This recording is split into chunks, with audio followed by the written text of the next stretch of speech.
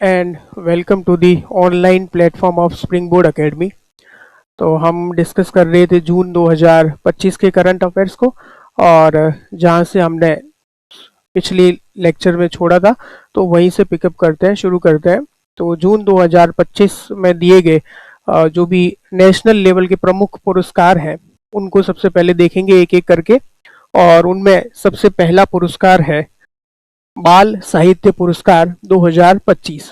तो 2025 में पिछले 5 सालों में, यानी कि 2019 से लगा करके 2023 तक, इन 5 सालों के मध्य 1 जनवरी 2019 से 31 दिसंबर 2023 के मध्य, इन 5 सालों में जो किताबें प्रकाशित हुई है बाल साहित्यकारों के द्वारा, उन किताबों को जो है वो छटनी करके उनमें से जो अच्छी किताबें हैं उनको बाल साहित्य पुरस्कार दिया गया है।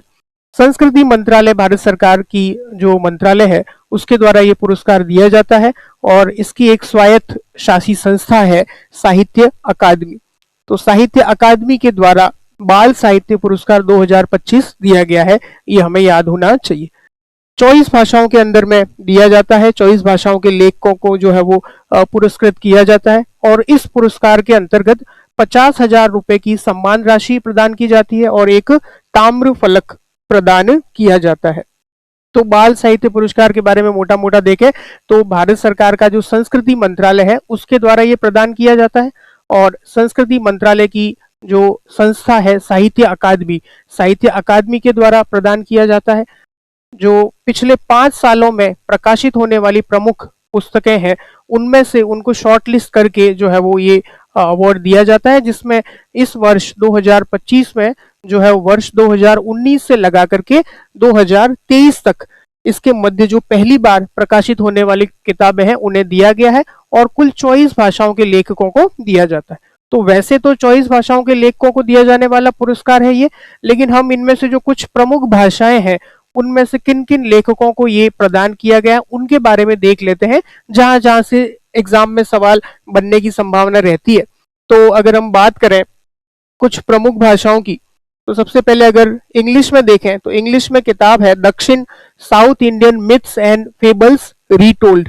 ये कहानियों का एक संग्रह है जिसके लेखक हैं नितिन कुशलप्पा एमपी।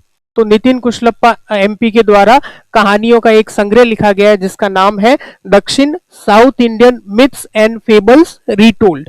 इसके बाद में गुजराती में है टिंचक, एक कविता है जो जिसके लेखक है कीर्तिदा ब्रह्मभट्ट। उसके बाद में हिंदी 1/12 ये एक कहानी है जो कि सुशील शुक्ल के द्वारा लिखी गई है। इसके बाद में नेपाली शांतिवन एक उपन्यास नॉवल है जो कि सांगमू लेप्चा के द्वारा लिखित है। उसके बाद में है पंजाबी जादू पत्ता, ये भी एक उपन्यास है। पाली खादिम अमृतपाल सिंह के द्वारा लिखा गया एक जो नॉवल है। राजस्थानी के अंदर में नाटक है पांखे रूमनी पीड़ा जो कि भोगीलाल पाटीदार के द्वारा लिखा गया है। और संस्कृत में है बाल विश्वम कविता प्रीति पुजारा के द्वारा। और उर्दू में कौमी सितारे एक आर्टिकल लेख लिखा गया है गजनफर इकबाल के द्वारा। तो ये प्रमुख भाषाएं हैं। इन भाषाओं के किन किन लेखकों को ये पुरस्कार दिया गया है और किन किन कृतियों के लिए दिया गया है इसके बारे में हमें थोड़ी थोड़ी जानकारी होनी चाहिए। तो ये था बाल साहित्य पुरस्कार, इसके द्वारा दिया जाता है। भारत सरकार की जो संस्कृति मंत्रालय है उसके द्वारा, जो एक संस्था है साहित्य अकादमी, उसके द्वारा दिया जाता है। इस साल जो है वो 24 भाषाओं के अंदर में अलग अलग लेखकों को दिया गया है और कुल 50,000 रुपए की सम्मान राशि के साथ में एक ताम्र फलक प्रदान किया जाता है। तो ये प्रमुख लेखक हो गए और इनकी प्रमुख विधाएं होगी जिसमें ये लेख जो है वो अवार्ड प्रदान किया गया है। नेक्स्ट हम देखते हैं जिस प्रकार से बाल पुरस्कार था बाल साहित्य पुरस्कार, उसी प्रकार से साहित्य अकादमी के द्वारा युवा पुरस्कार भी दिया गया है वर्ष 2025 में। ये भी सिमिलरली संस्कृति मंत्रालय के अंतर्गत जो हमारी साहित्य अकादमी संस्था है, स्वायत्त शासी संस्था, ऑटोनोमस बॉडी है साहित्य अकादमी, उसके द्वारा ही दिया जाता है। जो बाल साहित्य पुरस्कार था वो 24 भाषाओं में दिया गया था, जबकि जो युवा पुरस्कार है वो 23 भाषाओं में दिया गया है।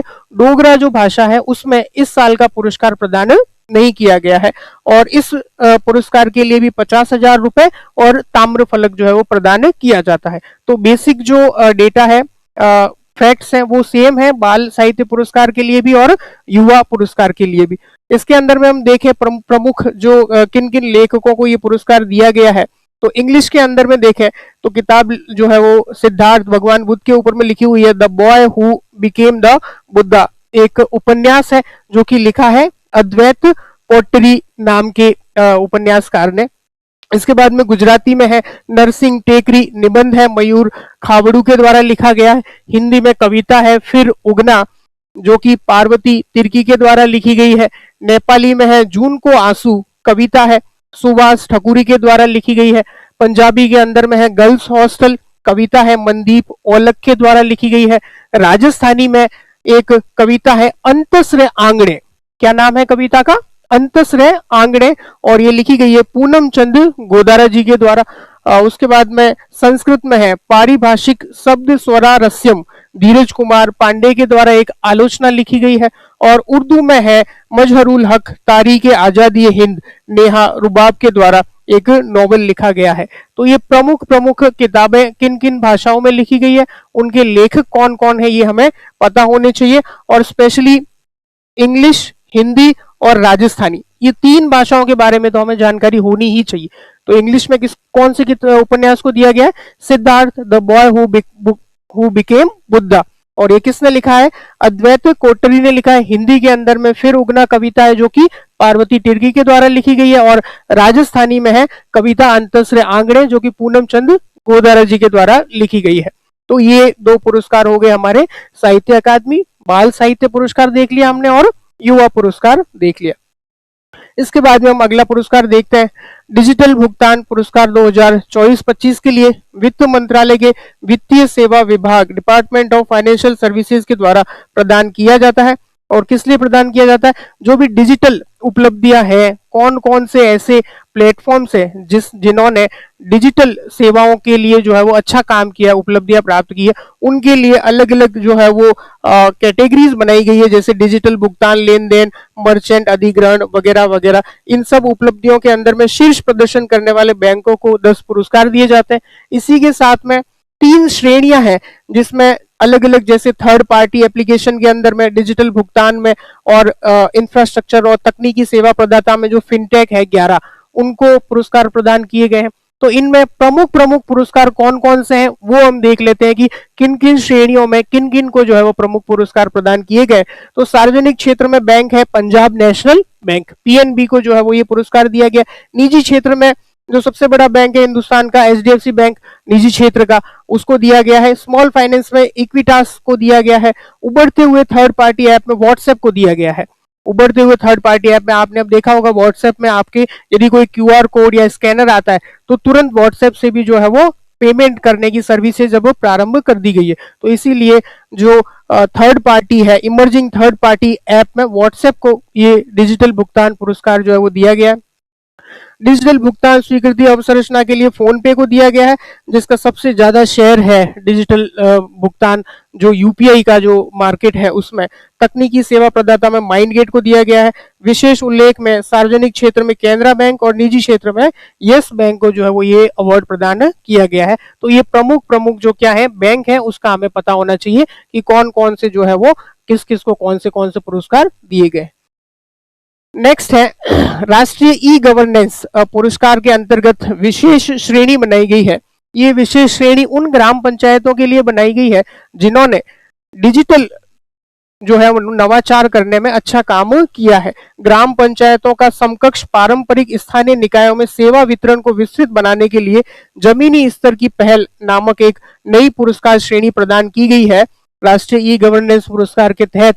और कुछ पंचायतों को स्वर्ण पदक, रजत पदक और जो है वो जूरी पुरस्कार दिए गए हैं। तो इसमें स्वर्ण पदक प्राप्त किया है रोहिणी ग्राम पंचायत, जिला धुले, महाराष्ट्र के अंदर। कौन सी ग्राम पंचायत को? रोहिणी ग्राम पंचायत, जिला धुले, महाराष्ट्र में इसको स्वर्ण पुरस्कार मिला है। रजत पुरस्कार प्राप्त हुआ है पश्चिमी मजलिसपुर ग्राम पंचायत त्रिपुरा की, पश्चिमी मजलिसपुर ग्राम पंचायत त्रिपुरा की। तो स्वर्ण पुरस्कार तो महाराष्ट्र की रोहिणी ग्राम पंचायत है और रजत पुरस्कार जो है वो त्रिपुरा की पश्चिमी मजलिसपुर ग्राम पंचायत को दिया गया। इसी के साथ में कुछ जूरी पुरस्कार दिए गए हैं। तो जूरी के अंदर में एक तो गुजरात की पलसाना ग्राम पंचायत है और दूसरी सुआकाती ग्राम पंचायत उड़ीसा की जो है वो केंदुझर जिले की सुआकाती ग्राम पंचायत को मिला है। तो कुल मिलाकर के 4 जो है वो ग्राम पंचायतें हैं, 4 ग्राम पंचायतों को ये अवार्ड दिए गए हैं, जिसमें स्वर्ण पुरस्कार तो मिला है रोहिणी ग्राम पंचायत जो है जिला धुले महाराष्ट्र की, रजत पुरस्कार जो मिला है पश्चिमी मजलिसपुर त्रिपुरा की, और 2 जूरी पुरस्कार दिए गए हैं, जिसमें से एक तो है पलसाना ग्राम पंचायत जो कि सूरत में गुजरात में स्थित है, और दूसरी है सुआकाती ग्राम पंचायत जो कि केंदुझर जिला उड़ीसा के अंदर में स्थित है। तो ये ग्राम पंचायतों के नाम हमें याद रखने हैं जिन्हें कौन सा पुरस्कार मिला है, जिन्हें राष्ट्रीय ई गवर्नेंस पुरस्कार 2025 के अंतर्गत जो विशेष श्रेणी निर्मित की गई है उस श्रेणी के अंतर्गत पुरस्कार प्राप्त हुआ है। तो नेक्स्ट देखते हैं हम, इनको जो है वो स्वर्ण पदक प्राप्त करने वालों को 10 लाख रुपए दिए जाते हैं और रजत पुरस्कार प्राप्त करने वालों को 5 लाख रुपए की प्रोत्साहन राशि जो है वो प्रदान की जाती है इस पुरस्कार के अंतर्गत।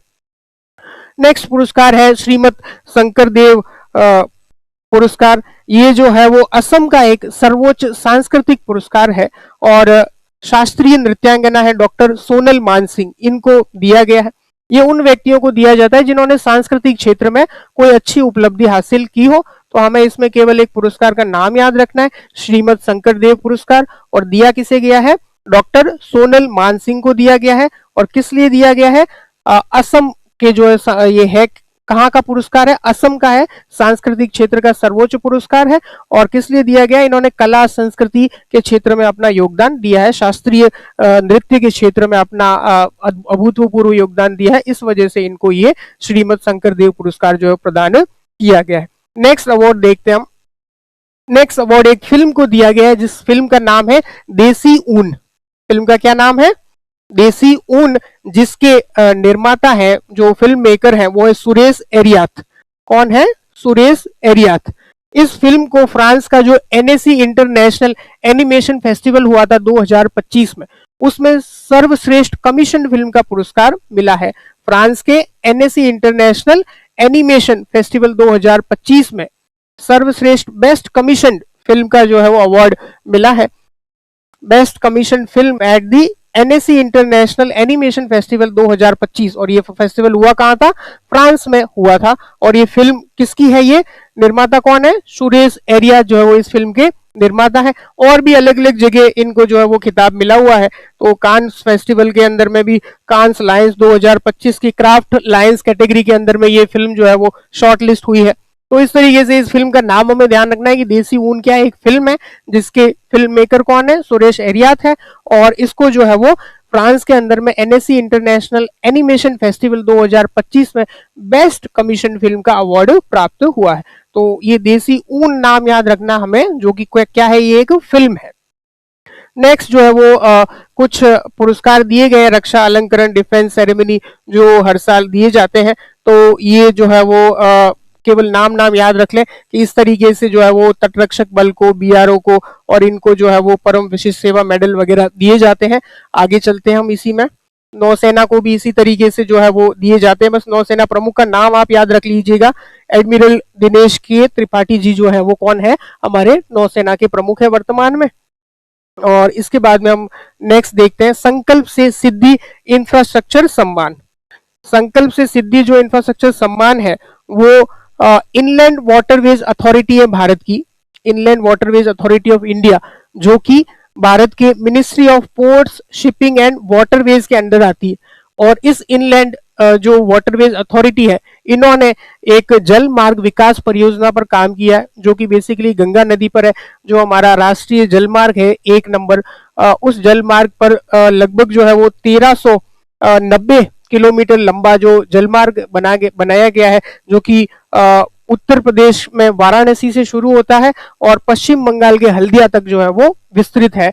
इस निर्माण के लिए जो है वो इन्हें कौन सा अवार्ड दिया गया है, संकल्प से सिद्धि इंफ्रास्ट्रक्चर अवार्ड से सम्मानित किया गया है। सप्लाई चेन को जो है वो अच्छा बनाने के लिए, जो हमारा राष्ट्रीय जलमार्ग 1 है गंगा नदी के ऊपर में, और इसकी क्षमता बढ़ाने के उद्देश्य से राष्ट्रीय जलमार्ग विकास परियोजना के तहत उत्तर प्रदेश के वाराणसी से पश्चिम बंगाल के हल्दिया तक गंगा नदी पर 1390 किलोमीटर का विस्तृत जो है वो जल मार्ग का विकास किया गया है। इस विकास की उपलब्धि के लिए इन्हें संकल्प से सिद्धि पुरस्कार जो है वो नवाजा गया है। तो ये हमें ध्यान रखना है। नेक्स्ट देखते हैं हम। नेक्स्ट जो है वो प्रोफेसर हैं आईआईएम कलकत्ता के डॉक्टर प्रजामित्र भूयान। इन डॉक्टर साहब को, प्रजामित्र भूयान साहब को सांख्यिकी में professor C R Rao national award दिया गया है। सांख्यिकी में प्रोफेसर सी आर राव राष्ट्रीय पुरस्कार से सम्मानित किया गया है। ये आईआईएम कलकत्ता के प्रोफेसर हैं, असिस्टेंट प्रोफेसर, सहायक प्रोफेसर हैं, डॉक्टर प्रजामित्र भूयान, इनको दिया गया है। ये अवार्ड देता कौन है? तो भारत सरकार का सांख्यिकी एवं कार्यक्रम कार्यान्वयन मंत्रालय, ministry of statistics and programme implementation, government of India जो है वो भारत सरकार के द्वारा ये अवार्ड हर साल जो है वो दिया जाता है। तो 2025 का जो अवार्ड है वो आईआईएम कलकत्ता के असिस्टेंट प्रोफेसर डॉक्टर प्रजामित्र भूयान को प्रदान किया गया है। नेक्स्ट इसके आगे हम देखते हैं अगला पुरस्कार जो है वो शक्ति भट्ट पुरस्कार 2025। ये बेसिकली जो है वो किताब लिखने के लिए दिया जाता है। तो इस बार जारा चौधरी को उनका एक संस्मरण है द लकी वंस, उसके लिए दिया गया है। और ये जो नवोदित लेखक यानी जो नए लेखक होते हैं उनको मान्यता देने के लिए शक्ति भट्ट फाउंडेशन द्वारा पहली बार 2008 में स्थापित किया गया था और अब ये पुरस्कार बंद होने जा रहा है। तो इसलिए ये लास्ट पुरस्कार है जो शक्ति भट्ट पुरस्कार किसको दिया गया है? जारा चौधरी को दिया गया और उनका जो संस्मरण है द लकी वंस उसके लिए इनको प्रदान किया गया है। तो चूंकि ये अब इसके बाद में ये पुरस्कार नहीं दिया जाएगा तो इसीलिए हमें ये याद रखना है कि किसको दिया गया है? जारा चौधरी को दिया गया है और उनके संस्मरण द लकी वंस के लिए प्रदान किया गया है। इसके बाद में कुछ राष्ट्रीय महोत्सव और फेस्टिवल्स हैं। तो सारे पुरस्कार हो गए। पुरस्कारों के अंदर में महत्वपूर्ण पुरस्कार हैं सारे के सारे। तो हमें कम से कम उनके नाम, कौन देता है, किसे प्रदान किया गया है, इतना मोटा जानकारी हमें होनी चाहिए। उसके बाद में कुछ छोटे छोटे पर्व हैं वो देख लेते हैं, उत्सव देख लेते हैं। जिसमें से सबसे पहला है लोक संवर्धन पर्व। ये काफी सिंपल है। अल्पसंख्यक कार्य मंत्रालय के द्वारा भारत सरकार के जो 11 साल पूरे हुए हैं उसकी उपलब्धियों के जो है वो उपलक्ष्य में ये आयोजित किया गया था और पारंपरिक जो कलाकार हैं उनको मंच प्रदान किया गया था। तो ये सिंपल है लोक संवर्धन पर्व, इसमें ज्यादा कुछ याद रखने के लिए है नहीं। इसके बाद में अगला है पहला लद्दाख एस्ट्रो फेस्टिवल। तो जो लद्दाख के लेह में ये जो है वो किया गया था और दो संस्थान हैं। एक तो है department of tourism, union territory of Ladakh, Leh जो है वो लद्दाख के अंदर में पड़ता है और लद्दाख का जो डिपार्टमेंट ऑफ टूरिज्म है, टूरिज्म विभाग है वो। और दूसरा है Indian institute of astrophysics Bangalore, भारतीय खगोल भौतिकी संस्थान बेंगलोर, इनके दोनों के द्वारा सम्मिलित रूप से आयोजित किया गया था। और इसमें किया गया है, इसके अंदर में जो है वो लद्दाख से वहां पर आसमान में जो दूरबीन के माध्यम से तारामंडल ग्रहों को देखना और दूरबीन के माध्यम से अवलोकन करना, जो डीप स्काई है, गहरे आकाश है, उसको देखने का जो है वो अनुभव प्रदान किया गया था पर्यटकों को। तो क्या नाम है? पहला लद्दाख एस्ट्रो फेस्टिवल। और चूंकि ये पहली बार हुआ है तो हमें ध्यान रखना है कि किसके किसके द्वारा करवाया गया था। तो पर्यटक आते हैं तो टूरिज्म विभाग हो गया लद्दाख का, और दूसरा चूंकि दूरबीन के माध्यम से किसको देख रहे हैं? डीप जो स्काई है उसमें तारामंडल को और ग्रहों को देख रहे हैं, तो कोई खगोल भौतिकी का संस्थान होना चाहिए। तो भारतीय खगोल भौतिकी संस्थान बेंगलोर के अंदर में है, Indian institute of astrophysics Bangalore में है। इनके सहयोग से जो है वो 27-28 जून तक कहाँ किया गया था? लद्दाख के लेह में जो है वो ये आयोजित किया गया था। तो ये पहला लद्दाख एस्ट्रो फेस्टिवल हो गया। अगला जो है वो हम मेला देखते हैं, सिंहस्थ कुंभ मेला। सिंहस्थ कुंभ मेला जो है वो अगले साल अक्टूबर में नासिक त्र्यंबकेश्वर में प्रारंभ होगा, गोदावरी नदी के ऊपर में। और ये यहाँ पे वैष्णव अखाड़े और शैव अखाड़े अलग अलग उनके स्थान है स्नान करने के, इसलिए इस रूप में जो है वो ये प्रसिद्ध है। तो सिंहस्थ कुंभ मेला कहाँ होगा ये हमें ध्यान रखना है, कहाँ पे? गोदावरी नदी में, नासिक और त्र्यंबकेश्वर में प्रारंभ होगा। अगले साल जो है 31 अक्टूबर 2026 में जो है वो ये आयोजित किया जाएगा। नेक्स्ट देखते हैं हम नेक्स्ट है हमारा लेवेंडर महोत्सव जम्मू कश्मीर के भद्रवाह शहर में। लेवेंडर बेसिकली जो है वो एक पौधा होता है जो काफी खुशबूदार होता है, और जो बैंगनी कलर का जो है वो उसका कलर होता है बैंगनी, और काफी खुशबूदार होता है। तो ये जम्मू कश्मीर में जो है वो काफी आसानी से उगता है, जो पहाड़ी क्षेत्र होते हैं वहां पे। और इसका जो आयोजन है वो CSIR और IIM इनके द्वारा, IIIM के द्वारा किया गया है। CSIR तो आपको पता होगा, council of scientific and industrial research, और IIIM है Indian institute of integrative medicine, Jammu के द्वारा जो है वो इसका आयोजन किया गया है। तो लेवेंडर महोत्सव कहाँ जो है वो आयोजित किया गया है? जम्मू कश्मीर के अंदर भद्रवाह शहर है वहां आयोजित किया गया है। किसके द्वारा किया गया है? तो एक तो संस्था है CSIR, council of scientific and industrial research, और दूसरा है IIIM, Indian institute of integrative medicine. IIIM जो है उनके द्वारा, इन दो संस्थाओं के द्वारा लेवेंडर महोत्सव आयोजित किया गया था जम्मू कश्मीर के भद्रवाह शहर के अंदर में। इसके बाद में जो है वो हम आगे बढ़ते हैं। तो ये कुछ जो है वो हमने देखे प्रमुख जो है वो उत्सव कह सकते हैं, या पर्व कह सकते हैं, या मेले कह सकते हैं, वो देखे। इसके बाद में अगला जो है वो हमारे कुछ अभ्यास, ऑपरेशन या कैंपेन जो एक्सरसाइजेज वगैरह की गई है उसके बारे में देखते हैं। इसमें सबसे पहला ऑपरेशन है साइबर सुरक्षा, और साइबर सुरक्षा जो है वो डिफेंस साइबर एजेंसी के द्वारा, DCA के द्वारा, under the aegis of headquarters integrated defence staff, सेना का जो है वो एक साइबर सुरक्षा अभ्यास था वो किया गया है, और एक बहुचरणीय जो है वो मल्टी फेज साइबर सिक्योरिटी अभ्यास था ये। इसके बाद में अगला है ऑपरेशन सिंधु। आप लोगों को ध्यान में होगा कि ईरान और इजराइल के बीच में तनाव की स्थिति जून के महीने में काफी चरम पर थी, और दोनों द्वारा एक दूसरे के ऊपर में काफी हमले किए जा रहे थे। तो इस समय ईरान और इजराइल दोनों में काफी भारतीय समुदाय जो है वो रहने वाले लोग रहते हैं। तो उनको बचाने के लिए दोनों देशों के अंदर में, ईरान और इजराइल दोनों में निकालने के लिए भारत सरकार के द्वारा एक ऑपरेशन की शुरुआत की गई 18 जून को, और इस ऑपरेशन का क्या नाम रखा गया? ऑपरेशन सिंधु। तो ऑपरेशन सिंधु जो है वो किस लिए है? ईरान और इजराइल संघर्ष के मद्देनजर ईरान और इजराइल से भारतीय नागरिकों को निकालने के लिए अभियान चलाया गया, उसका क्या नाम रखा गया है? ऑपरेशन सिंधु। तो ऑपरेशन सिंधु के द्वारा ईरान और इजराइल में फंसे हुए भारतीय नागरिकों को निकालने के लिए भारत सरकार के द्वारा कौन सा ऑपरेशन चलाया गया? ऑपरेशन सिंधु। नेक्स्ट देखते हैं हम। नेक्स्ट है ऑपरेशन डीप मैनिफेस्ट। आप लोगों को ध्यान में होगा कि पहलगाम हमले के बाद में भारत सरकार के द्वारा पाकिस्तान के साथ में किसी भी तरीके के व्यापार और आयात निर्यात के ऊपर में पूर्ण रूप से प्रतिबंध लगा दिया गया था। और न सिर्फ पाकिस्तान से आयात और निर्यात, बल्कि ऐसे कुछ जो प्रोडक्ट हैं जो कि पाकिस्तान में निर्मित है लेकिन वो पहले दूसरे देशों के अंदर में पाकिस्तान के द्वारा भेजे जाते हैं, और फिर वहां से भारत के अंदर में जो है वो आयात किया जाता है, इंपोर्ट किया जाता है उन मटेरियल्स को, उन प्रोडक्ट्स को, उन उत्पादों को। तो उनके ऊपर में भी भारत सरकार के द्वारा पूर्ण रूप से प्रतिबंध लगा दिया गया। तो ऑपरेशन डीप मैनिफेस्ट इसी से संबंधित है कि भारत सरकार का जो राजस्व खुफिया निदेशालय, डायरेक्टरेट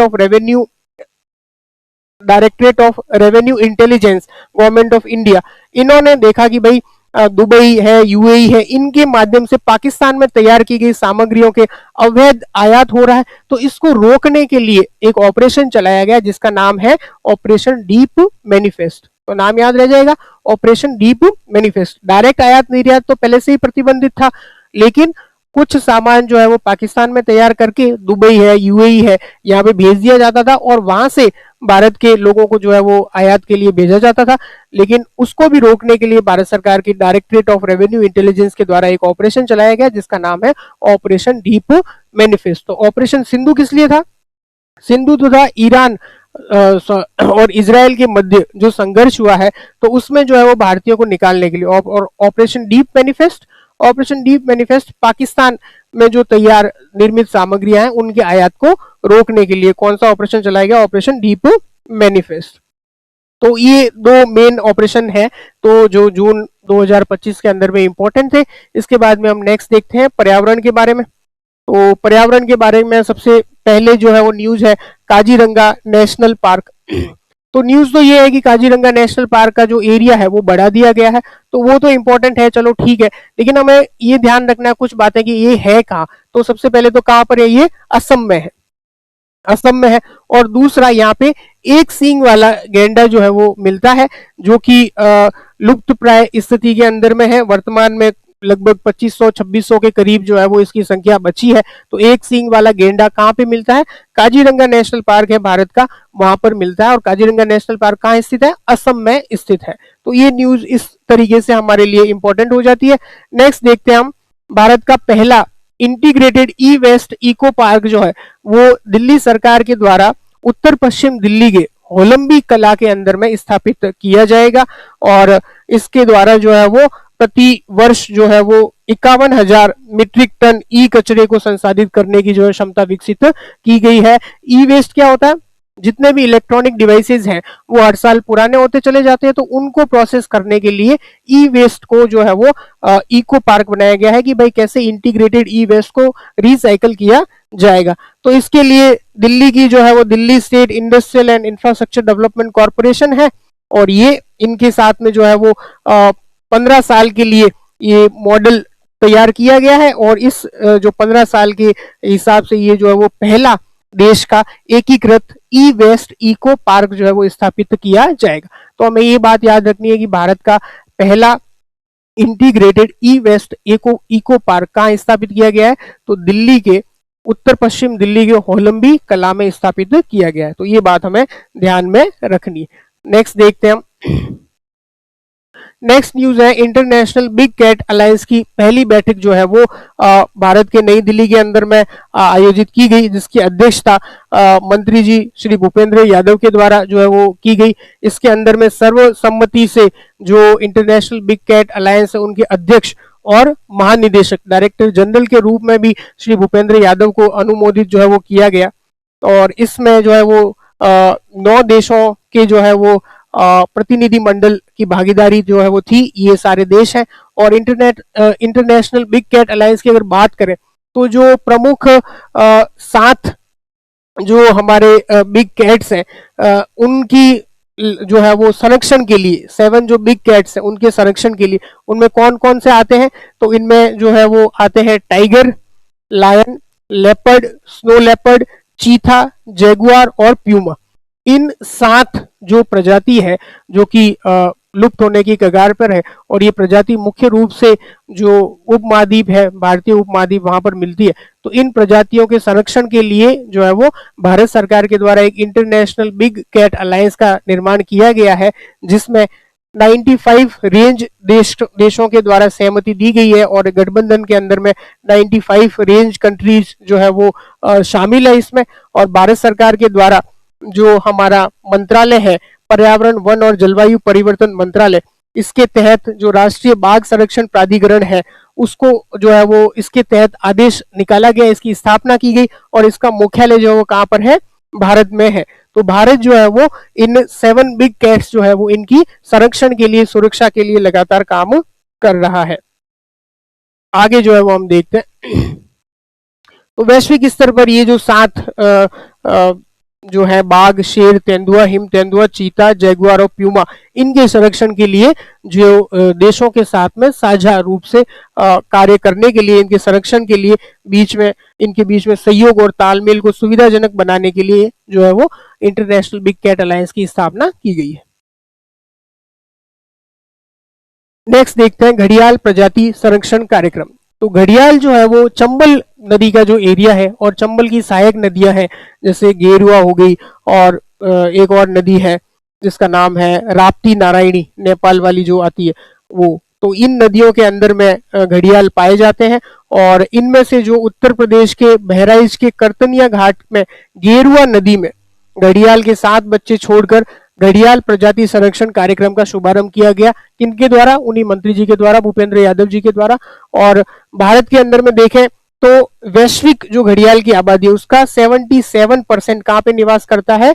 भारत में मध्य प्रदेश, राजस्थान और उत्तर प्रदेश में जो राष्ट्रीय चंबल अभ्यारण्य है, तो चंबल नदी का जो एरिया है वहां पर 77% टोटल आबादी का घड़ियालों की, वैश्विक टोटल आबादी का घड़ियालों की जो है वो यहाँ पे निवास करता है। यहाँ पे जो है वो घड़ियाल गंगा की 3 सहायक नदी है, चंबल, गेरुआ और राप्ती नारायणी, इसमें पाया जाता है। और घड़ियाल जो है वो आईयूसीएन की रेड लिस्ट के अंदर में क्रिटिकली एंडेंजर्ड है।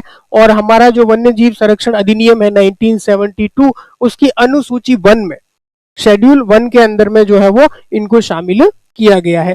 तो ये हमको ध्यान में रखना है कि घड़ियाल प्रजाति संरक्षण कार्यक्रम का जो शुभारंभ कहां से किया गया, उत्तर प्रदेश के बहराइच के करतनिया घाट की गेरुआ नदी के अंदर में घड़ियाल के 7 बच्चे छोड़े गए हैं और इसके माध्यम से इस घड़ियाल प्रजाति संरक्षण कार्यक्रम का शुभारंभ किया गया है। और एक फैक्ट याद रखना है कि पूरी वैश्विक आबादी का लगभग 77% जो घड़ियाल है वो मध्य प्रदेश, राजस्थान और उत्तर प्रदेश में जो हमारा राष्ट्रीय चंबल अभ्यारण्य है वहां पर ये आबादी 77% जो निवास करती है। तो ये हमें ध्यान रखना है। और आईयूसीएन की जो रेड लिस्ट है उसमें क्रिटिकली एंडेंजर्ड की कैटेगरी के अंदर में, और हमारा जो वाइल्ड लाइफ प्रोटेक्शन एक्ट है 1972 का, उसमें शेड्यूल 1 में घड़ियाल को जो है वो रखा गया है। तो ये घड़ियालों से संबंधित इंपॉर्टेंट फैक्ट्स हो गए। नेक्स्ट देखते हैं हम। नेक्स्ट है पोर्टुलागा भारत। पोर्टुलागा भारत बेसिकली जयपुर के जो अरावली वाला क्षेत्र है उसमें गलता जी का जो मंदिर है उसके पास में एक नई पुष्प की प्रजाति जो है वो प्राप्त हुई है। और इस पुष्प की प्रजाति, ये जो पुष्प है थोड़ा डेटा की कमी है इसके अंदर में, तो इसीलिए आईयूसीएन की रेड लिस्ट में इसे डेटा डेफिशिएंट के नाम से जो है वो क्लासिफाई किया गया है। और ये एक नई पुष्प की प्रजाति है जो कि जयपुर में, यानी राजस्थान के जयपुर के अंदर में अरावली पहाड़ियों के जो अर्धशुष्क परिदृश्य के अंदर में गलता जी के मंदिर के पास में ये मिली है और इसको क्या नाम दिया गया, पोर्टुलाका भारत नाम दिया गया। तो ऐसी जो प्रजातियां होती है जिसके बारे में ज्यादा जानकारी नहीं होती है और जो है वो, तो उनको आईयूसीएन की रेड डाटा लिस्ट के अंदर में डेटा डेफिशिएंट के क्लासिफाई जो है वो किया जाता है। तो नाम याद रखना, पोर्टुलागा भारत। हमसे पूछा जाएगा कि ये पोर्टुलागा भारत क्या है, तो अलग अलग ऑप्शंस होंगे। तो बेसिकली एक नई पुष्प की प्रजाति है जो कहाँ पे पाई गई है, अभी वर्तमान में जयपुर के अंदर में गलता जी वाले क्षेत्र में या अरावली का जो क्षेत्र है वहां पर पाई गई है। नेक्स्ट देखते हैं। नेक्स्ट है प्रोजेक्ट एलिफेंट। तो इसकी एक संचालन समिति की बैठक हुई थी, ये तो न्यूज है। तो बेसिकली हम यहाँ पे क्या कर रहे हैं, जो न्यूज आई है तो न्यूज से संबंधित रिलेटेड क्या क्या फैक्ट्स हो सकते हैं जो पूछे जा सकते हैं वो देख रहे हैं। तो प्रोजेक्ट एलिफेंट के बारे में जो देहरादून के अंदर में जो Indira Gandhi national forest academy है वहां पर देहरादून में, तो वहां पर इसकी जो है वो संचालन समिति की बैठक हुई थी जिसकी अध्यक्षता केंद्रीय मंत्री जो है भूपेंद्र यादव उनके द्वारा की गई थी।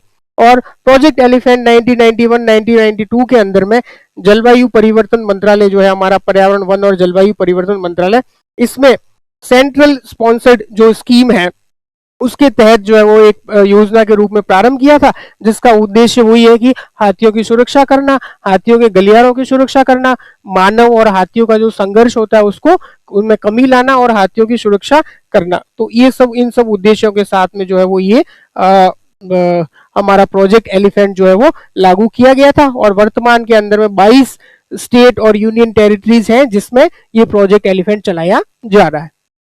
नेक्स्ट देखते हैं। नेक्स्ट है कुमराव भीम संरक्षण रिजर्व, कंजर्वेशन रिजर्व है कुमराव, जो कि तेलंगाना के अंदर में है। अभी इन्होंने क्या किया है, इन्होंने जो एक तो टाइगर रिजर्व पड़ता है कवाल, कवाल टाइगर रिजर्व महाराष्ट्र, और एक जो है वो ताडोबा अंधारी टाइगर रिजर्व है। इन दोनों को जो है वो जोड़ने वाले गलियारे क्षेत्र को कुमराव भीम संरक्षण रिजर्व, कंजर्वेशन रिजर्व के रूप में घोषित किया है। यानी कि एक तेलंगाना ने जो है वो एक नया कंजर्वेशन रिजर्व की स्थापना की है जो कि बेसिकली इनका टाइगर रिजर्व है और महाराष्ट्र का टाइगर रिजर्व, इन दोनों को बीच में जोड़ने वाला एक संरक्षण कंजर्वेशन एरिया है। तो ये जो है वो स्टेट कर सकते हैं। जो हमारा वाइल्ड लाइफ प्रोटेक्शन एक्ट है 1972 का, वन्यजीव संरक्षण अधिनियम है 1972 का, उसमें एक धारा है 36A, तो उसके प्रावधानों के तहत राज्य सरकारें जो है वो अपने स्वामित्व वाले किसी क्षेत्र को जो है वो ये कंजर्वेशन रिजर्व घोषित कर सकती है। तो इसके तहत तेलंगाना ने जो है वो कुमराव जो राष्ट्रीय कंजर्वेशन रिजर्व है उसकी घोषणा की है। तो वन्य जीव संरक्षण अधिनियम की धारा 36A है, इसके अनुसार राज्य जो है वो अपने स्वामित्व वाले किसी क्षेत्र को अभ्यारण्यों के निकटवर्ती और एक दूसरे से जोड़ते हुए संरक्षण रिजर्व जो है घोषित कर सकती है। तो तेलंगाना ने जो है वो क्या किया है, कुमराव भीम संरक्षण रिजर्व जो है वो घोषित किया है। तो ये हमको ध्यान रखना है कि कुमराव संरक्षण रिजर्व जो है वो कहाँ पर है, कुमराव भी तो तेलंगाना के अंदर में, तेलंगाना सरकार के द्वारा इसकी घोषणा की गई है। नेक्स्ट हम देखते हैं, नेक्स्ट अगर देखें तो ये हमारे पर्यावरण वाला पोर्शन जो है वो कंप्लीट हो जाता है। अब हम नेक्स्ट देखते हैं एप्स के बारे में, कौन कौन सी एप्स या पोर्टल जो है वो अभी वर्तमान में चर्चा में रहे हैं। तो इसमें सबसे पहला ऐप है आयुष निवेश सारथी पोर्टल। आयुष निवेश, बेसिकली आयुष के बारे में हमने काफी बार जो न्यूज में पहले भी आ चुका है। आयुष क्या है, भारत की जो पारंपरिक पद्धतियां हैं उनको सबको मिलाकर के आयुष नाम दिया गया है, जिसमें ए का मतलब है आयुर्वेद, वाई का मतलब है योग, यू का मतलब है यूनानी, एस का मतलब है सिद्धा और एच का मतलब है होम्योपैथी। और इसका फुल फॉर्म भी इस बार वाले मेंस के एग्जाम में पूछा गया था, तो ये इंपॉर्टेंट हो जाता है इसमें।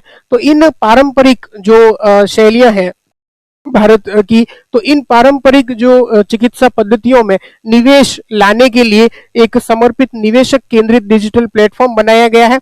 किसके द्वारा? भारत सरकार के आयुष मंत्रालय के द्वारा और इन्वेस्ट इंडिया के सहयोग से ये विकसित किया गया है। तो पोर्टल का क्या नाम है? आयुष निवेश सारथी पोर्टल। क्या नाम है? आयुष निवेश सारथी पोर्टल। उद्देश्य क्या है? आयुष पद्धतियां हैं उनमें निवेश जो है वो लाना, वो किसके द्वारा किया गया है? भारत सरकार का जो कौन सा मंत्रालय? आयुष मंत्रालय। और सहयोगी कौन है? Invest India. नेक्स्ट देखते हैं हम, नेक्स्ट है इंडेक्स कार्ड। तो इंडेक्स कार्ड बेसिकली जो निर्वाचन आयोग के द्वारा सुओ मोटो की जाने वाली एक प्रक्रिया है।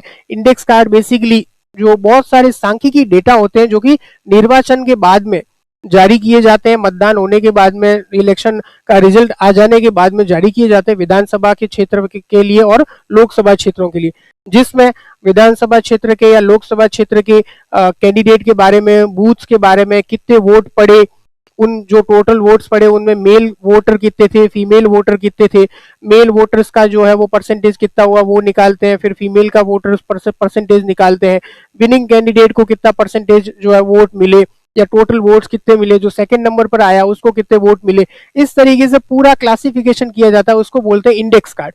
तो भारत का जो निर्वाचन आयोग है उसके द्वारा ये जारी किया जाता है। इसी को अब डिजिटल प्लेटफॉर्म के माध्यम से जो है वो जारी किया जाएगा। तो इसीलिए इन्होंने ये न्यूज है कि भाई इसको प्रौद्योगिकी संचालित प्रणाली का विकास किया जाएगा इसको तैयार करने के लिए। तो इंडेक्स कार्ड क्या है? एक गैर सांविधिक चुनाव पश्चात सांख्यिकी रिपोर्टिंग प्रारूप है। बेसिकली स्टैटिस्टिक्स का जो है वो एक प्रारूप दिया हुआ है, उसमें सारा डेटा लिखा हुआ होता है, जिसे निर्वाचन आयोग ने शोधकर्ताओं, शिक्षाविदों, नीति निर्माताओं, पत्रकारों और आम जनता सहित सभी हितधारकों के लिए निर्वाचन क्षेत्र स्तर पर चुनाव संबंधी डेटा उपलब्ध करवाने के लिए एक स्वप्रेरणा के पहल के रूप में विकसित किया है।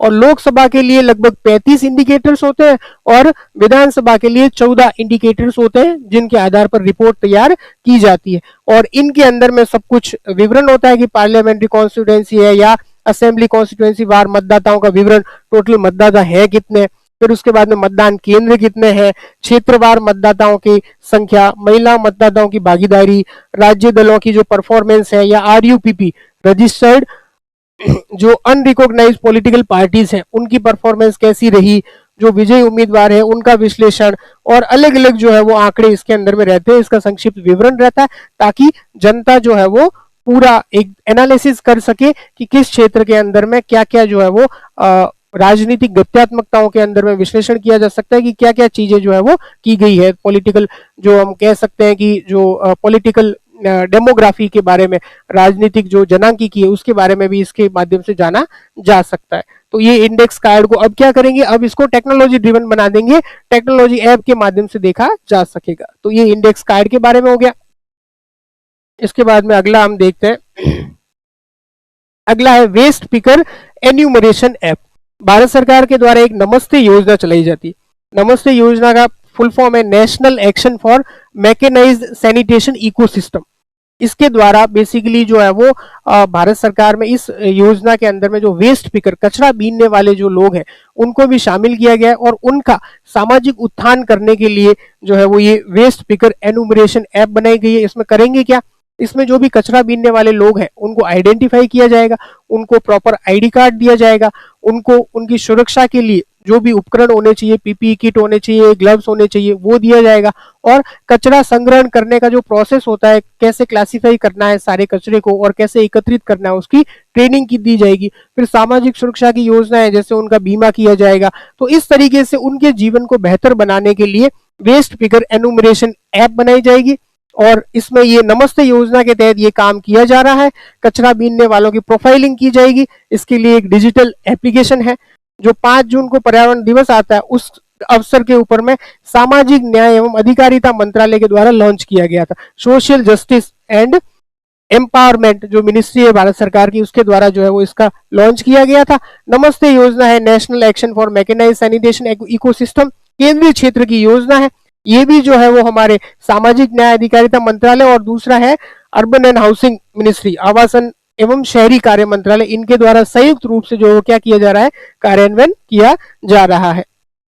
और इसके अंदर में इसका क्या लक्ष्य है विस्तारित नमस्ते योजना में, तो जो भी कचरा बीनने वाले लोग हैं, उनको फोटो पहचान पत्र यानी उनका एक पहचान पत्र जारी करना, फिर आयुष्मान भारत के तहत स्वास्थ्य बीमा प्रदान करना, उनको पीपीई किट देना, कौशल विकास करना, और उनको अगर कैपिटल चाहिए, सब्सिडी चाहिए तो वो उपलब्ध करवाना। और बाकी ये सब सारे जो उनको सामाजिक आर्थिक रूप से मजबूत करने के लिए जो जो भी काम हो सकते हैं, वो सारे उनसे जो है वो उनके उत्थान के लिए करना। तो उसके लिए जो है वो ये वेस्ट पिकर एनुमरेशन योजना जो है वो नमस्ते योजना के तहत जो है डिजिटल प्लेटफॉर्म के ऊपर में इनको जो है वो अप्लाई किया जाएगा।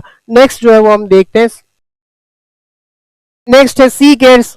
ये बिल्कुल सिंपल है, एक इलेक्ट्रॉनिक प्लेटफॉर्म बनाया गया है, वेब पोर्टल बनाया गया है सीडेक के द्वारा, जिसमें क्या करेंगे, जो भविष्य निधि राशि है और पेंशन राशि है, वो जो है वो आसानी से वितरित हो जाएगी कोयला खान जो है उनके लिए। तो सिंपल है, ये इतना ज्यादा इंपॉर्टेंट नहीं है, ये केवल हमको नाम याद रहे तो काफी रहेगा। इसके बाद में नेक्स्ट भी है वो नॉर्मल है, भारत सरकार के खान मंत्रालय के द्वारा एक डिजिटल प्लेटफॉर्म बनाया गया जिसका नाम है माइनिंग डैशबोर्ड। और माइनिंग की जितनी भी गतिविधियां होती है वो एक डैशबोर्ड के माध्यम से एक साथ एक जगह पर आ जाए, तो इसके लिए एक माइनिंग डैशबोर्ड बनाया गया है। और जो भी समाधान समस्याओं का करना है वो क्या किया जा सके, सीधा और तेजी के साथ में किया जा सके, इसके लिए एक माइनिंग डैशबोर्ड नामक जो है वो एक प्लेटफॉर्म ऐप बनाया गया है। नेक्स्ट देखते हैं हम, नेक्स्ट जो है वो वक्फ से संबंधित है। उम्मीद, उम्मीद का फुल फॉर्म है unified Waqf management empowerment efficiency and development act 1995। इसका क्या बना दिया है, अब एक डिजिटल प्लेटफॉर्म बना दिया है कि वक्फ की जितनी भी सारी संपत्तियां हैं उनको वास्तविक रियल टाइम जो है वो उनकी इमेज और सत्यापन करने के लिए ऐप के ऊपर में अपलोड करना, और ये सारा काम रियल टाइम में होगा। तो इसके लिए एक डिजिटल प्लेटफॉर्म बनाया गया है भारत सरकार के अल्पसंख्यक कार्य मंत्रालय के द्वारा। माइनॉरिटी अफेयर्स की जो मिनिस्ट्री है गवर्नमेंट ऑफ इंडिया, उसके द्वारा एक सेंट्रल पोर्टल बनाया गया, नाम है उम्मीद। तो उम्मीद का फुल फॉर्म भी वही जो भारत सरकार ने वक्फ मैनेजमेंट एक्ट जो पारित किया गया उसका नाम भी उम्मीद है। तो केवल उम्मीद पोर्टल लिखा हुआ आएगा कि भाई उम्मीद सेंट्रल पोर्टल निम्नलिखित में से किससे संबंधित है, तो हमें याद रखना है कि भाई उम्मीद जो सेंट्रल पोर्टल है वो बेसिकली वक्फ की संपत्तियों को आइडेंटिफाई करने और उनको चिन्हित करके पोर्टल पर अपलोड करने से संबंधित एक पोर्टल बनाया गया, डिजिटल प्लेटफॉर्म बनाया गया है।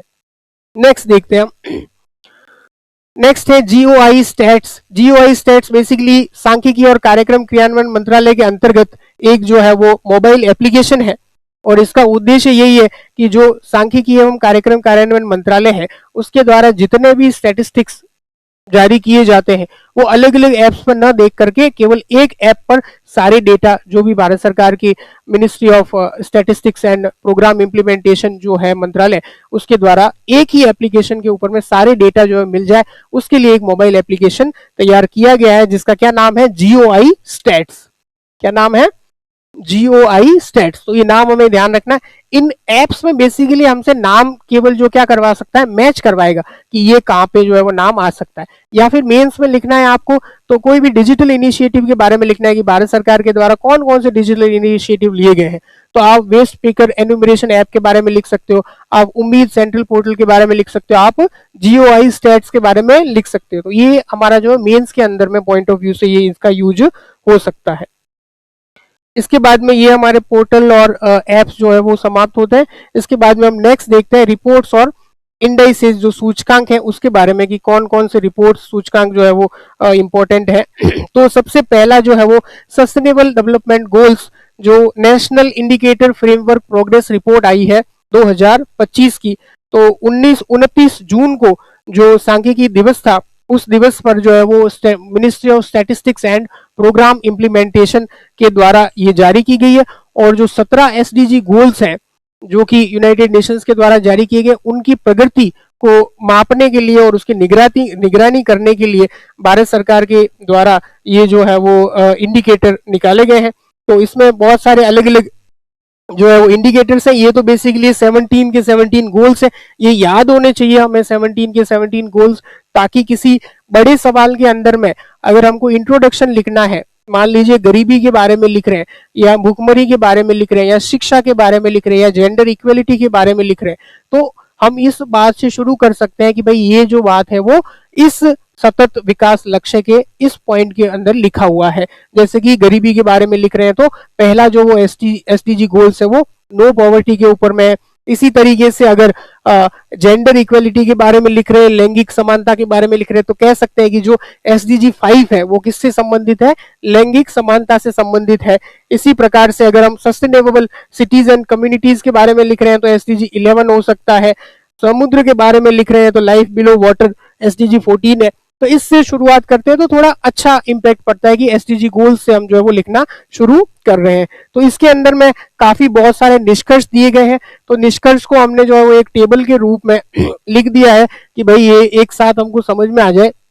तो सबसे पहले यह इंडिकेटर लिखे हुए हैं कि कौन कौन से इंडिकेटर हैं इस रिपोर्ट के अंदर में, और पहले क्या स्थिति थी और अभी जो है वो लेटेस्ट क्या स्थिति है, इस तरीके से कंपेयर करते हुए हम जो है वो इसको पढ़ेंगे तो आसानी से जो है हमें याद भी हो जाएगा और पढ़ने में भी आसानी रहेगी।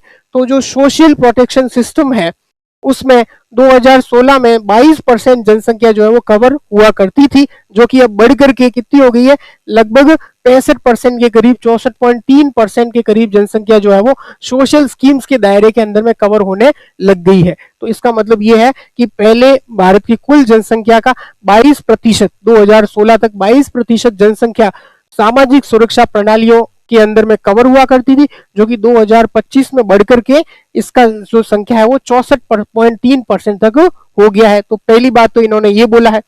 दूसरी बात बोलिए जो ग्रॉस वैल्यू एडेड है कृषि के अंदर में पर वर्कर जो है वो 61,000 रुपए हुआ करते थे 2015-16 में, वो बढ़कर के 94,110 रुपए हो गए हैं कब, 2024-25 में।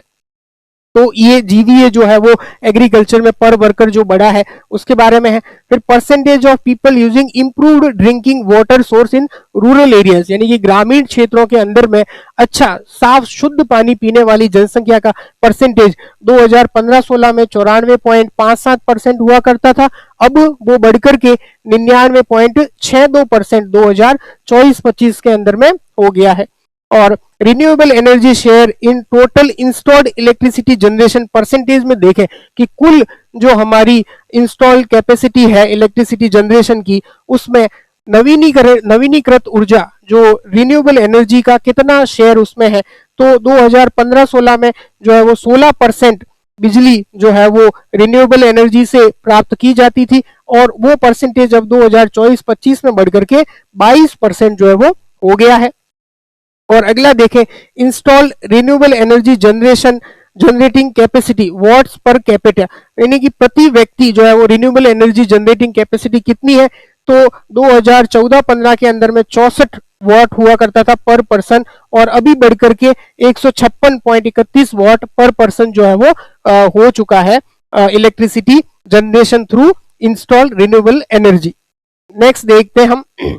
नेक्स्ट अगर देखें हम तो number of waste recycling plants पहले केवल 829 थे, जो अब 2025 में बढ़कर के 3036 हो चुके हैं।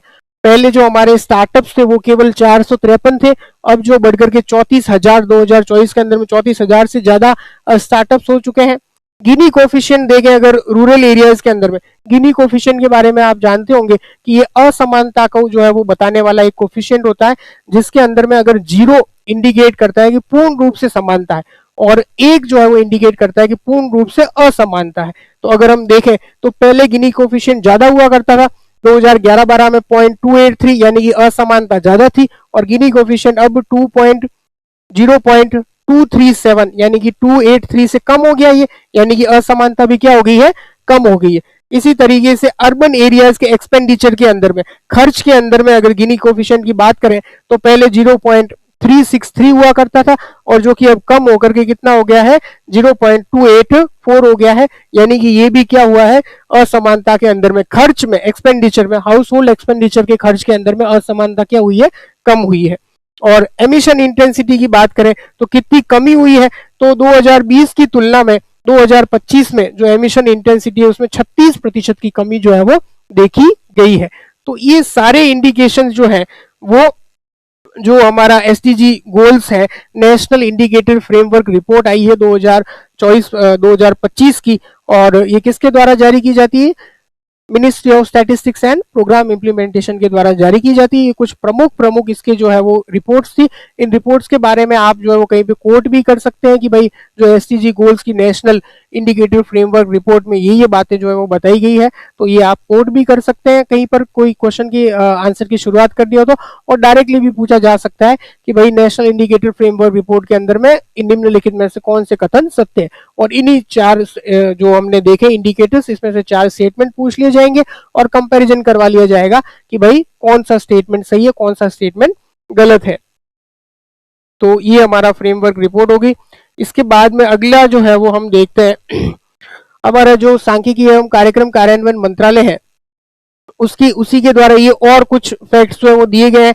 तो ये नॉर्मल सिंपल फैक्ट्स है जो आप लैंग्वेज पढ़ोगे तो आपको समझ में आते चले जाएंगे।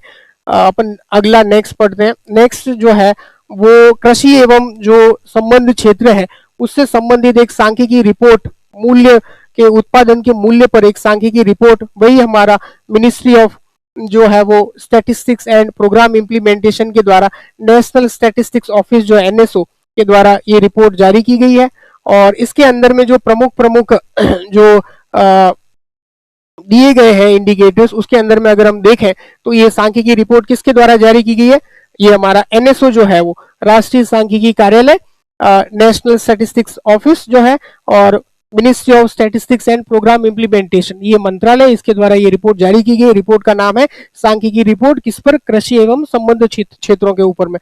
तो अगर वर्तमान मूल्य पर जीवीए की बात करें तो 2011-12 के अंदर में ये 15 लाख करोड़ रुपए का जो है वो जीवीए हुआ करता था कृषि एवं संबद्ध क्षेत्रों का, जो कि बढ़कर के 48.78 लाख करोड़ रुपए हो गया 2023-24 में, यानी कि 225% की वृद्धि जो है वो वर्तमान मूल्यों पर जीवीए के अंदर में देखी गई है। इस रिपोर्ट के अनुसार ये पता चलता है।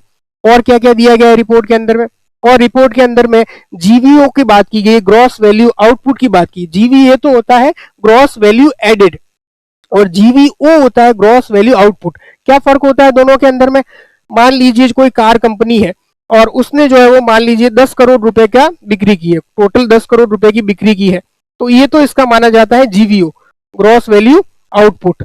और इसमें से कुछ कार बनाई है किसी कंपनी ने तो कुछ इनपुट कॉस्ट भी हुई होगी, उसने टायर खरीदे होंगे, रॉ मटेरियल कार बनाने के लिए जो है वो बाहर से खरीदे होंगे, या जो भी उसका कॉस्ट आया होगा उसको उत्पादित करने के अंदर में, उसको अगर कम कर दे तो मान लेते हैं कि भाई 6 करोड़ रुपए का जो है उसका रॉ मटेरियल का इनपुट का कॉस्ट आया, तो अगर इस इनपुट कॉस्ट को घटा देते हैं किसमें से, जो टोटल जीवीओ था, तो हमारे पास में क्या आता है, ग्रॉस वैल्यू एडेड, यानी कि उसके अंदर में उत्पादन के अंदर में कितना वृद्धि की गई वो तो होता है हमारा जीवीए, और जीवीओ तो जो है हमारा टोटल जो है वो आउटपुट होता है उसको कहा जाता है। तो आई होप आपको ये समझ में आ गया होगा।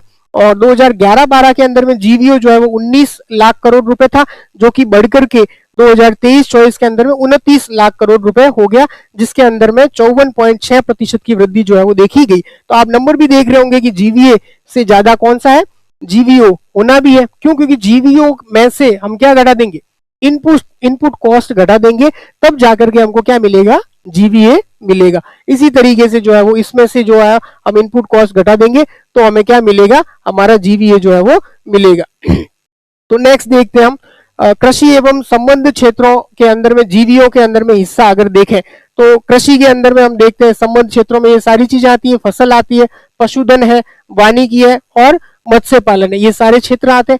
और इसके अंदर में अगर हम देखें तो सबसे ज्यादा जो हिस्सा है वो 2011-12 में फसल का था 62.4% हिस्सा, जो कि 2023-24 में कम होकर के कितना हो गया है, 54.1% हो गया है। सेकेंड नंबर पर आता है आपका पशुधन, जो कि अगर 2011-12 में देखें तो 25.6% हुआ करता था, और अब कम बढ़कर के कितना हो गया है, 31.2%। यानी कि हम देखें तो फसल के अंदर में तो क्या हुई है, कमी हुई है परसेंटेज शेयर के अंदर, और वो परसेंटेज शेयर थोड़ा कहां बढ़ा है, पशुधन के अंदर में बढ़ता हुआ दिखाई देता है।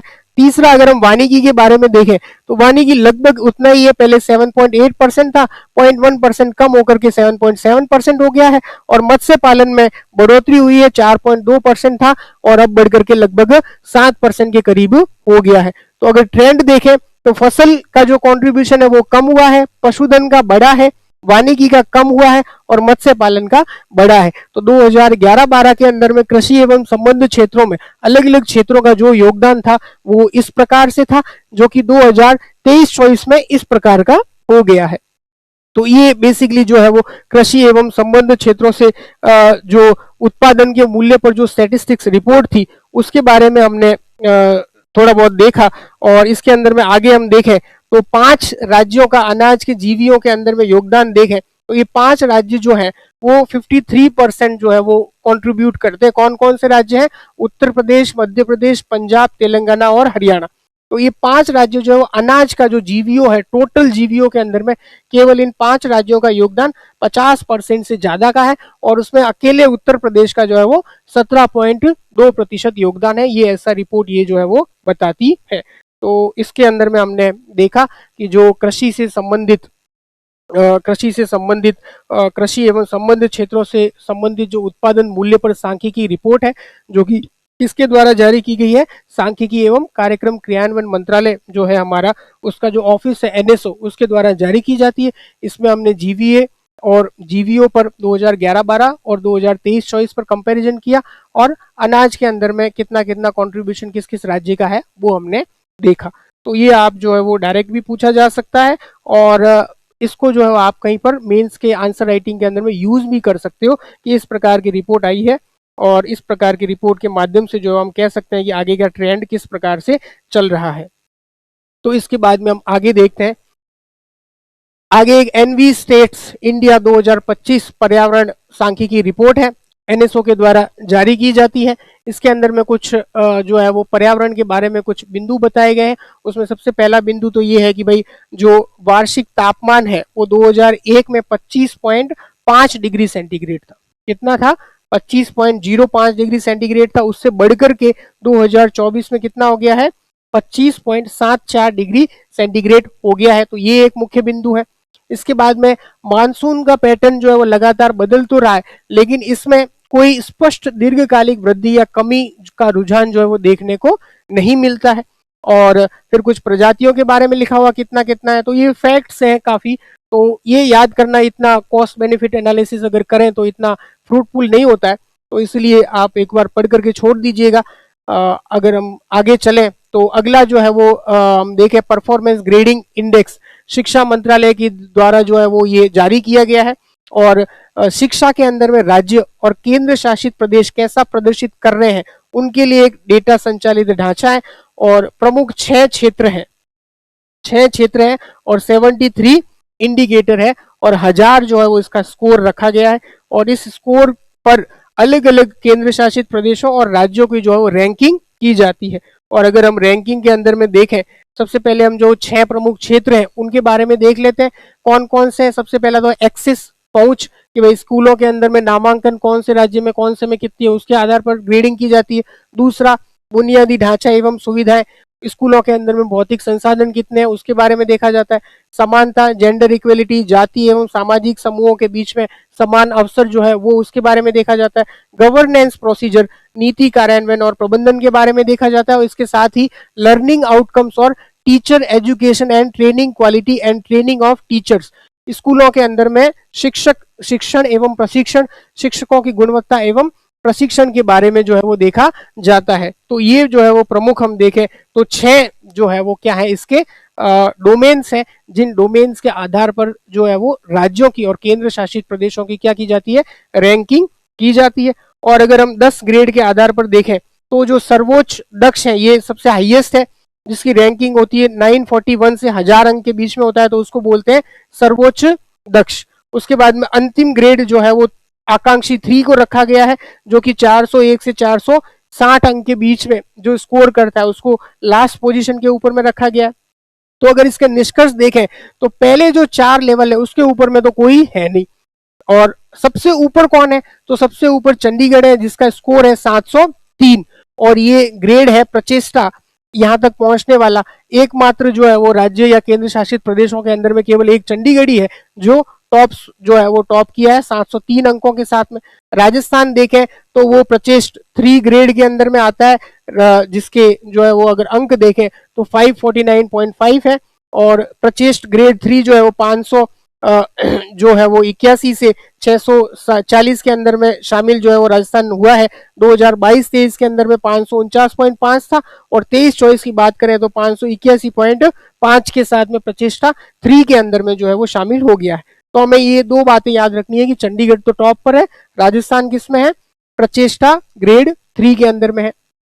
इसके बाद में जो है वो अगला हम देखते हैं critical and emerging technology index है। अमेरिका की हार्वर्ड कैनेडी स्कूल है उसके द्वारा ये जारी किया गया है, और ये कहते हैं कि भाई 25 देश हैं, और 25 देशों के अंदर में जो 5 महत्वपूर्ण टेक्नोलॉजी है उसके अंदर में कौन कौन से देश कैसा कैसा परफॉर्म कर रहे हैं उसके हिसाब से इन्होंने अलग अलग देशों को रैंकिंग दे रखी है। और अमेरिका की स्कूल है तो शीर्ष स्थान पे किसको रखेगी, अमेरिका को ही रखेगी। और भारत को कौन से स्थान पे रखा गया है, 10वें स्थान पर रखा गया है। और कौन कौन सी प्रमुख जो है वो सेक्टर्स हैं, तो एक तो सेमीकंडक्टर है, दूसरा आर्टिफिशियल इंटेलिजेंस है, तीसरा बायोटेक्नोलॉजी है, चौथा स्पेस है, और पांचवा क्वांटम टेक्नोलॉजी है। तो इन 5 जो महत्वपूर्ण प्रौद्योगिकी क्षेत्र हैं इनके आधार पर क्या किया जाता है, जो है वो रैंकिंग दी जाती है। शीर्ष स्थान पर अमेरिका को रखा गया है और भारत को 10वां स्थान प्रदान किया गया है। पहला जो है विनीत जोशी पैनल केंद्रीय शिक्षा मंत्रालय द्वारा गठित किया गया है, कोचिंग सेंटरों पर छात्रों की निर्भरता को कम करने के लिए और प्रतियोगी परीक्षाओं में प्रभावशीलता और निष्पक्षता का आकलन करने के लिए उपाय सुझाने के लिए कौन सा पैनल बनाया गया है, विनीत जोशी पैनल बनाया गया। तो नाम याद रखना है, सीधा सीधा अपने से पूछा जाएगा कि ये विनीत जोशी पैनल किससे संबंधित है, तो हमें पता होना चाहिए कि किससे संबंधित। नेक्स्ट है डॉक्टर नरेंद्र जाधव समिति, इसमें जो है वो त्रिभाषा नीति है उस पर सिफारिशों करने के लिए महाराष्ट्र सरकार के द्वारा गठन किया गया। तो केवल हमको ये ध्यान रखना है, अभी हाल ही के अंदर में जो है वो महाराष्ट्र सरकार ने त्रिभाषा फॉर्मूले के ऊपर में निर्णय भी दिया था कि भाई जो हिंदी को लागू कर रहे थे उन्होंने उसको जो है वो वापस डिसीजन ले लिया था, रद्द कर दिया था त्रिभाषा पॉलिसी के ऊपर में। तो इन्होंने एक नरेंद्र जाधव समिति बनाई है, वो सिफारिशें करेगी। अपॉइंटमेंट्स जो है वो आप पढ़ लीजिएगा, अपॉइंटमेंट्स कौन कौन सी इंपॉर्टेंट हुई है। अपॉइंटमेंट्स के बाद में कुछ प्रमुख लोगों का जो है वो निधन वाला टॉपिक है, निधन वाला भी आप देख लीजिएगा। और जो विविध है, विविध में भी आप जो है वो इंपॉर्टेंट फैक्ट्स पढ़ लीजिएगा। तो इसी के साथ में जो नेशनल वाला पोर्शन है वो हमारा यहाँ पे कंप्लीट होता है। तो नेक्स्ट लेक्चर के अंदर में हम जो इंटरनेशनल वाला पोर्शन है और उसके बाद में जो खेल वाला पोर्शन है वो जल्दी हम कवर करेंगे, उसके बाद में आगे की मैगजीन पर काम करना शुरू करेंगे।